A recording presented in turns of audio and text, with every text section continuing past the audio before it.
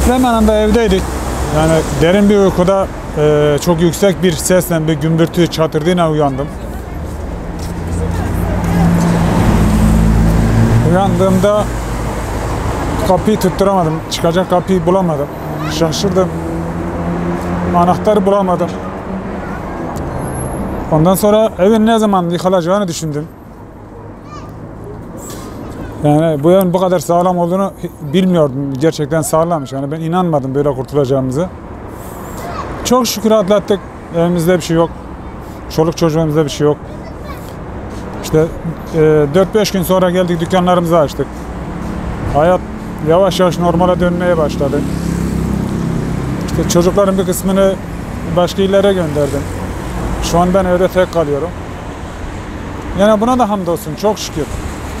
Yani diğer yerlere göre Antep gerçekten fazla etkilenmedi artık. Galiba zeminin sağlam olmasından. Yani hamdolsun, çok şükür.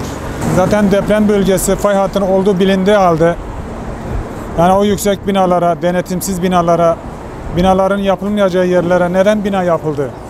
Yani öyle yıkıldıktan sonra mı uyanmamız gerekiyor? Yani bunu ilk önce herkes bildiği halde neden fay hattı üzerinde şehirler inşa edildi? Neden tarım arazilerine şehirler inşa ediliyor? Yani şehirlerin dağlık kesimlere, zeminin daha sağlam olduğu yerlere kurulsa daha iyi olur. Yani bunu büyüklerimiz bizden daha iyi biliyorlar. Biz pazartesinden beri açtık. Açtığımızda bayağı tedirgindik. Yani binada ufak tefek çatlaklar var. Her bir artçı sarsıntıda dışarı kaçıyorduk. Ama yavaş yavaş çok şükür artçı depremler de olmaya başladı. Artık titremiyor fazla, yani sallanmıyor.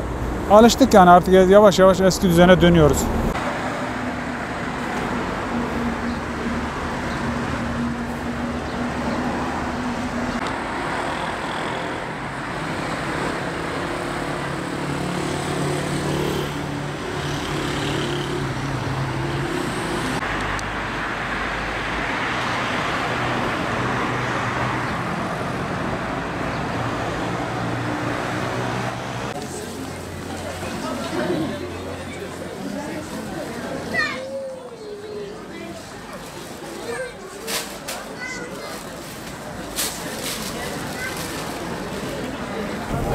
Evdeydik çocuklarımızla beraber. 3. katta 6 katlı bir binanın içinde İbrahim'de kalıyoruz. 3. katta yakalandık. Şiddetli bir sarsıntıyla uyandık. Çok şükür binamız ayakta kaldı ama sevdiğimiz insanlar, birkaç kişiyi kaybettik İbrahimli'de. Çok yorucu bir geceydi. Küçük mahşeri yaşadık. Aslında küçük mahşer değil, tam bir mahşer gecesiydi. Durumumuz bu şu an itibariyle ama yavaş yavaş normalleşmeye dönüyoruz. Şu an dükkanımızı açtık. Biz yine Gaziantep olarak yaralarımız sarılacak fakat diğer illerimiz çok kötü. Onlar için de üzüntü içerisindeyiz. Elimizden gelen gayreti ilk gün itibariyle, birinci gün paniğe attıktan sonra dışarıya koştuk. İnsanlarımıza yardım ettik. Fazlasıyla elimizden gelen gayreti gösterdik. Ve halkımızın çoğu bu gayret içerisindeydi.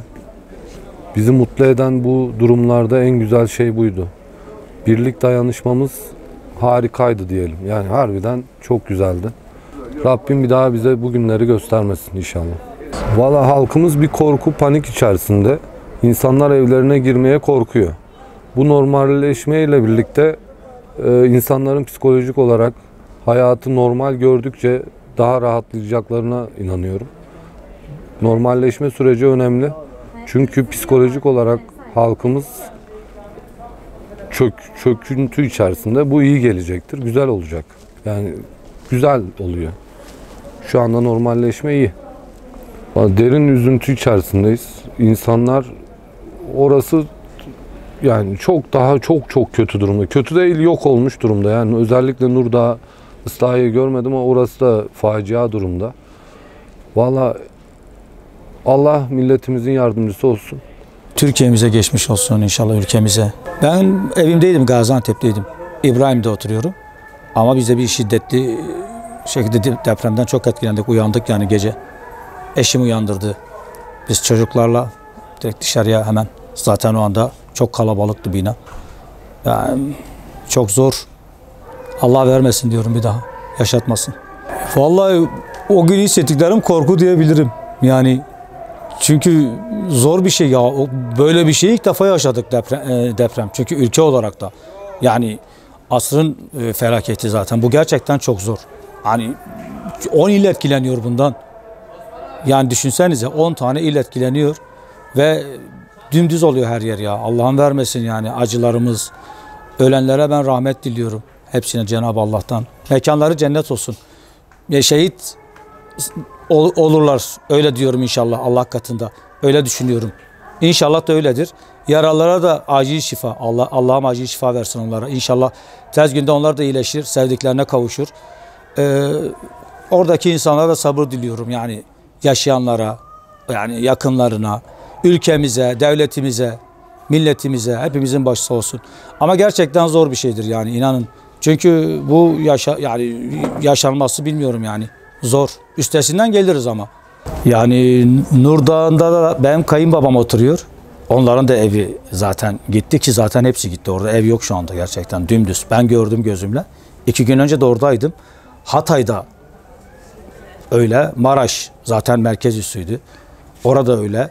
İslahiye, Antakya, Nurdağ, Elbistan. Oralar daha zor. Gerçekten. Gaziantep'te çok öyle bir şey yok.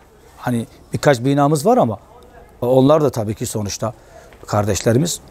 Can kaybı daha çok dediğim gibi Antep dışında oralarda. Yani Osmaniye, Diyarbakır, Urfa bilmiyorum ya inşallah geçmiş olsun ya. Türkiye'mize geçmiş olsun. Biz daha dün açmaya başladık burayı, mağazayı. Ki şöyle gerçekten mağazayı açmaktan çok yani gelip bir bakayım dedim yani ben buraya işte bir dükkanı açalım dedik. Ne var ne yok yani bir şey var mı? Bir kontrol amaçlı geldim. Oğlumla beraber geldik. Yani bugün de açmaya başladık ama şu anda bir şey yok yalnız onu söyleyeyim. Çünkü insanlar hakikaten şu anda dışarıda çoğu. Çünkü buradan gittiler yani. Antep'in diyebilirim ki o gün deprem gününde yarısı gitti. Boşaldı yani. Yani çok dışarıda, tanıdığında, işte akrabasında. Yani geri dönüşler olur ama. Normal bir şey diyorsan şey olur. Normal bir şey günü daha bir sürer biraz. Çünkü korku var insanlarda. Düzelir ama. Düzelir. Gaziantep'te düzelir. Hepsi de düzelir. Hatay'da, Maraş'ta. Hepsi de gerçekten birlik beraberlik olursa düzelir ya. Dua edelim ya. Vallahi güzel olur. Ben inanıyorum. Güzel günlere gider Allah'ın izniyle. Biraz zaman alır ama yani düzelir. Allah'ın izniyle düzelir. Vallahi depremde ilk sallandığında evdeydim. Yani depremin bitene kadar deprem çocuklar siper olduk. Yani deprem durana kadar elimizden yapacak bir şey yoktu. Yani çok şiddetli geldi. Yani Antep'i vurdu geçti. Yani çok kişinin hem canına kıydı, hem evini barkına şey yaptı. Evinden barkına oldu millet. Yani inşallah bir daha olmaz. Yani bunu diliyorum böyle. Yani her tarafta mesela Adana mı dersin, ondan sonra Ankara mı dersin, bütün her tarafı yedi vurdu geçti. Hatta Antep'in bu şey var, Sevgi Parkı diye bir şey varmış. Hatta o da yer çökmüş orada. Onun için yani Allah sabır diliyor. Yani ölenlerin mekanı cennet olsun. Vallahi Allah yardımcı olsun abim. Allah daha çok göstermesin. Yani milleti evinden barkına etti. Abi bizim dükkanın hali. Yani tavan çöktü ama ya ben ondan değilim. Ben canımın derdindeyim. Daha dükkanda bir şey olsa, evde bir şey olsa ama can daha önemli. Yani mal mülk geçici. Canın daha kıymetli orada. Onun için yani millete sabır diliyoruz. Ölenlerin de inşallah mekanı cennet olur. Kardeşlerimiz öldü. Elimizden geldiği kadarı bu. Allah normal sürmeye döner ama işte bu sallantılar oluyor. Artık nasıl bilmiyorum artık yani Allah bizi sınıyor. Yani Allah ne diyor? Ben sizi diyor, bir imtihanla sınıyorum diyor. Herkes diyor, benim diyor, huzuruma gelecek diyor orada diyor. Vallahi işte bilmiyorum, ben de bilmiyorum abi nasıl olacağını. İnşallah düzelir. İnşallah bu depremi de başımızdan def ederik. İnşallah millet mutluluğa şey yapar. Mutlu olur. Ben iş yerime abim patates açtım. Yani patates açtım daha millet açmadı. Millet daha yarı yarıya açıyorlar.